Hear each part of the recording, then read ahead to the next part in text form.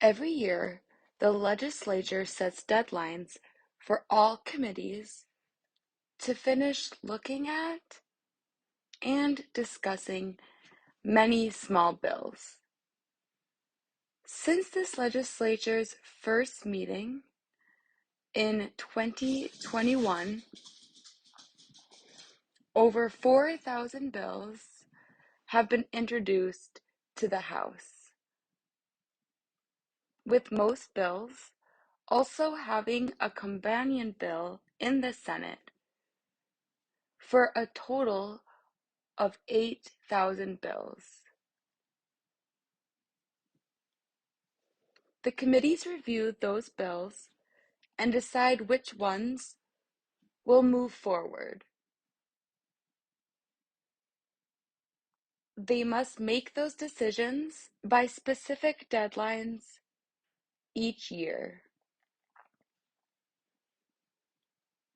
This year, the last deadline was April 8th. Once this work is done, legislators go on a 1-week break.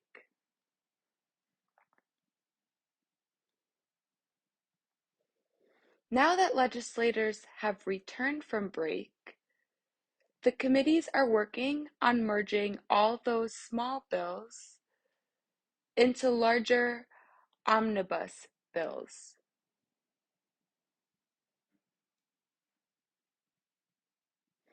These omnibus bills usually group bills by broad topics,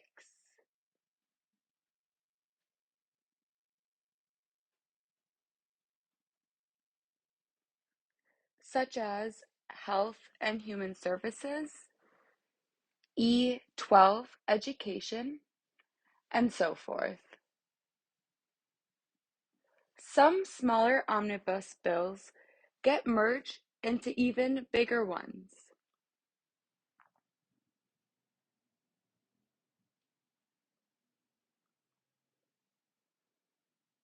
We have several bills that were successfully merged into omnibus bills.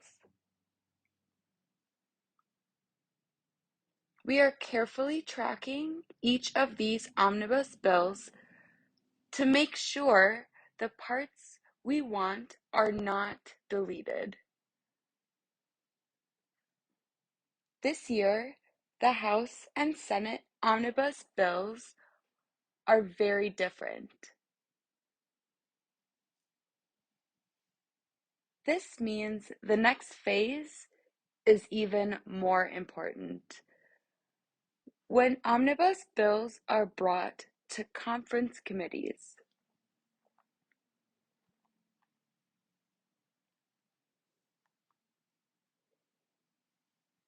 these conference committees have members from both the House and Senate, and for each omnibus bill, they spend many hours negotiating which parts to merge into a final joint omnibus for the House and Senate to vote on.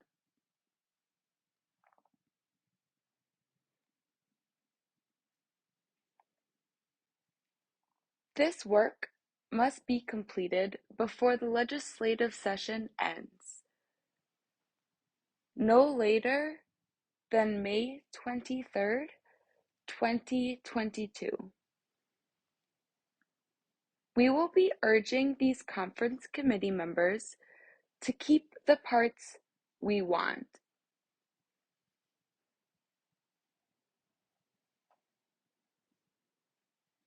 Please keep an eye out for possible action alerts in the coming weeks.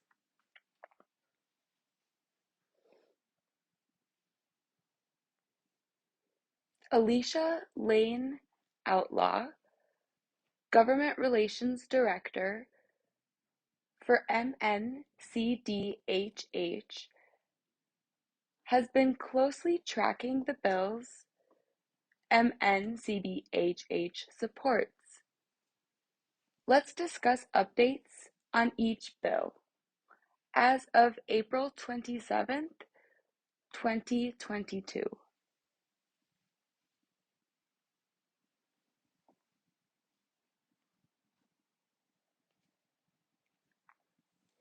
This bill's goal was to establish an interpreter licensure board. The bill did not receive a hearing in either the House or Senate, which means it did not move forward this year. Advocates are interested in trying again next year.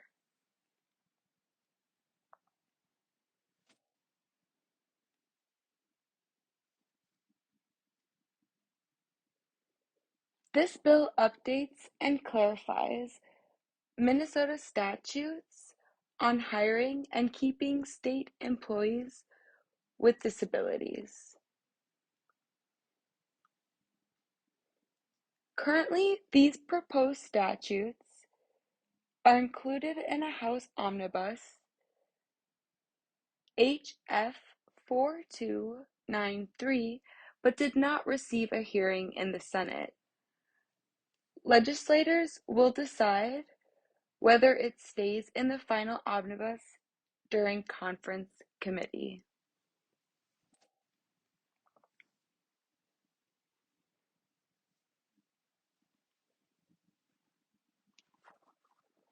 This bill updates education law so that certified deaf interpreters, CDIs, can be considered educational interpreters by the Minnesota Department of Education, which gives school districts more funding options.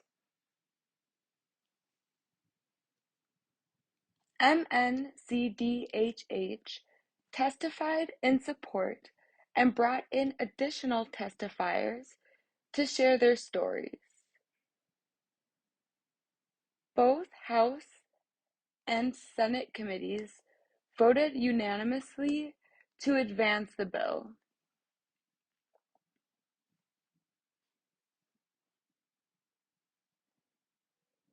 Currently, this bill is included in the House E12 Education Omnibus, HF 4300.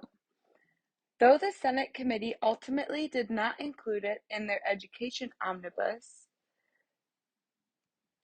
MNCDHH will be urging conference committee members to include it in the final omnibus.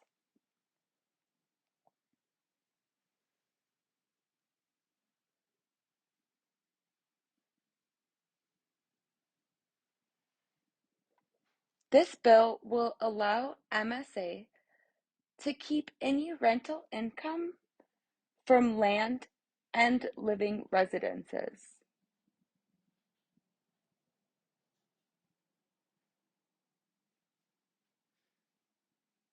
MSA could earn an additional $3,000 per year from the land rental payments and possibly another $3,000 per year from leasing resident spaces when students are not present.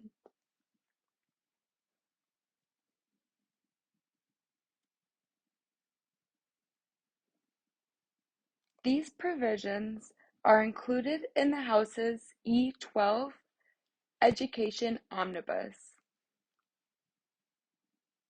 HF 4300. While it was not heard by a Senate committee, we will be urging conference committee members to continue to include it in the final omnibus.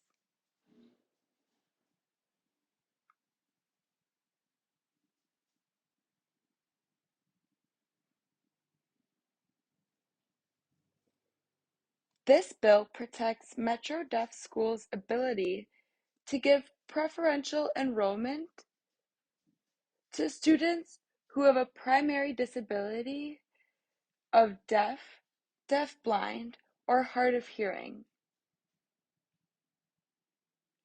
These proposed statutes are included in the House's E12 Education Omnibus. HF 4300. While the Senate did not include it in their education omnibus, the original bill itself was put on the Senate's consent calendar, which is a short list of bills most likely to be passed. It is also on the House's General Register, which is like a waiting list for bills. So it has two possible paths. 1. Be included in the Education Omnibus during conference committee.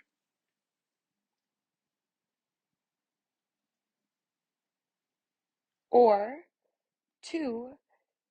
Be passed on both the House and the Senate floors as a standalone bill.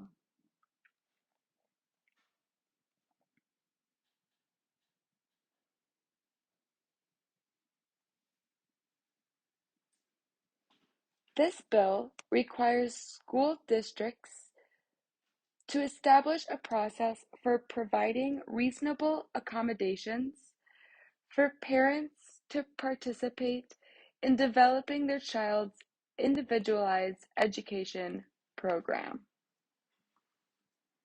The bill was heard by a House committee, but not a Senate committee,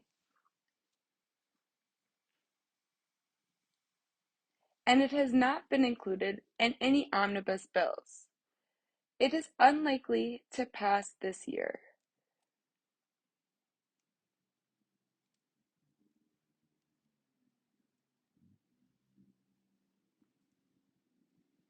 Bill authors and advocates are interested in trying again next year.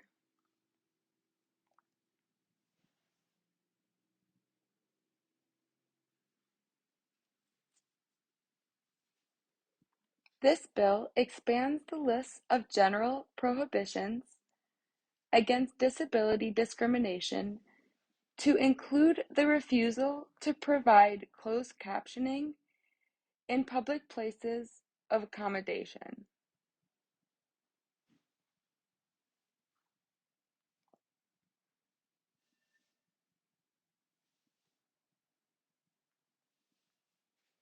We would like to thank the following individuals for their in-person and written testimony in support of the bill.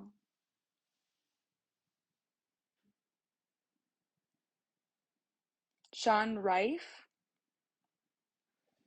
a veteran and advocate for veterans with service-related hearing loss.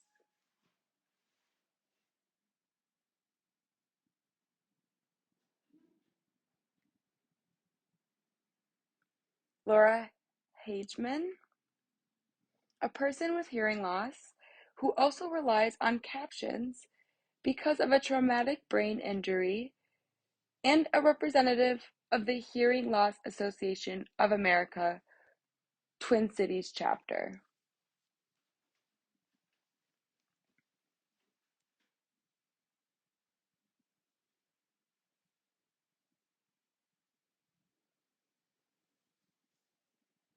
Janane McCready Johnson and Neil Johnson, who are culturally deaf and the original advocates for this bill.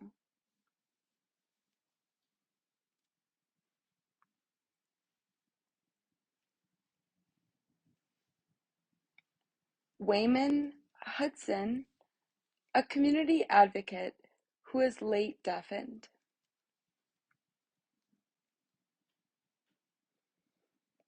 Barbara Schneider, a community advocate with age-related hearing loss and active vice president of the Hearing Loss Association of America, Twin Cities chapter, as well as Sony Wasilowski, a culturally deaf community member.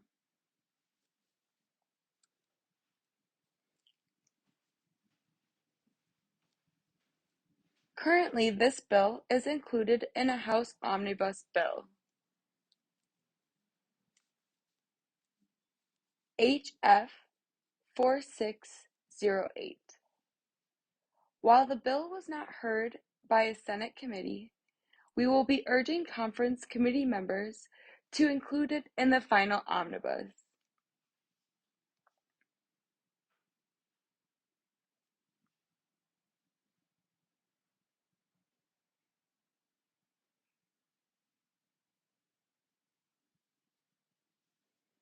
This bill creates a website accessibility grant program for local governments to be administered by the Minnesota Council on Disability.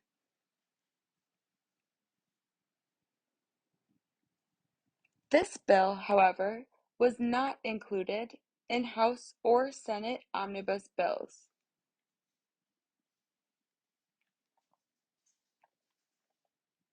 MNCDHH is following up with MCD on whether they will try again next year.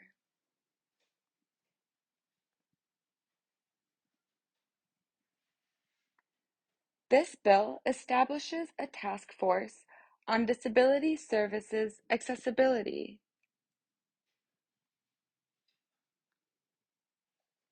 The task force will evaluate the accessibility of current state and county disability services and create a plan to address any barriers.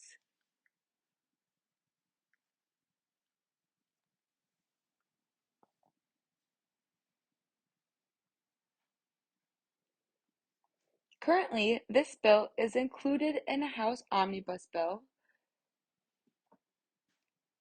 HF 4706. MNCDHH was able to amend the bill to ensure that deaf, deafblind, and hard of hearing people are represented on the task force.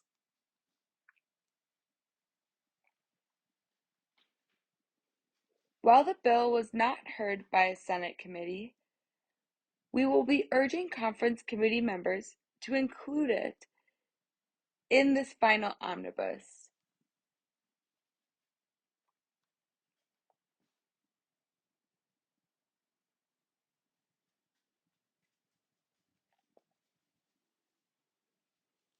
This bill will require training for transit operators, such as bus drivers, on how to assist passengers with disabilities. The training must cover what to do in circumstances with regular access, as well as how to safely enter and exit the bus when there are barriers, such as snow, ice, and other obstructions.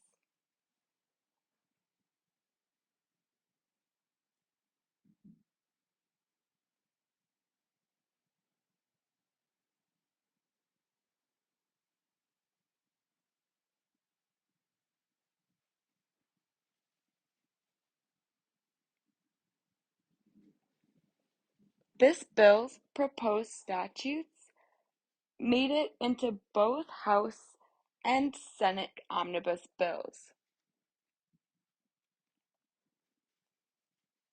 HF 4293 and SF 3975, which means it is likely to pass.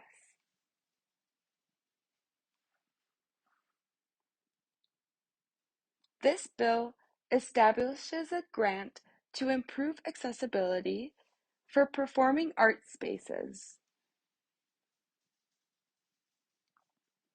MNCDHH verified with bill authors that the installation of hearing loops would be eligible under the grant. This bill, however, was not included in House or Senate omnibus bills.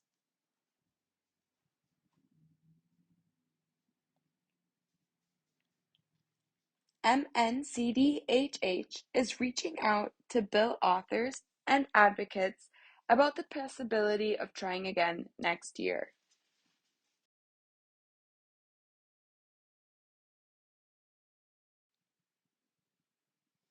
A lot can happen and will happen during these last days of session.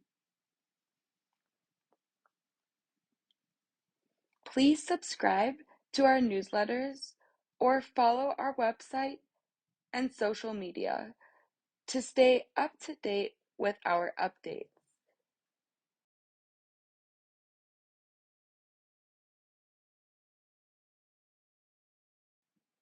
Find our information at mn.gov/deaf-commission. If you would like to discuss any of these bills, please reach out to our Government Relations Director, Alicia Lane Outlaw. Her contact information is on the screen.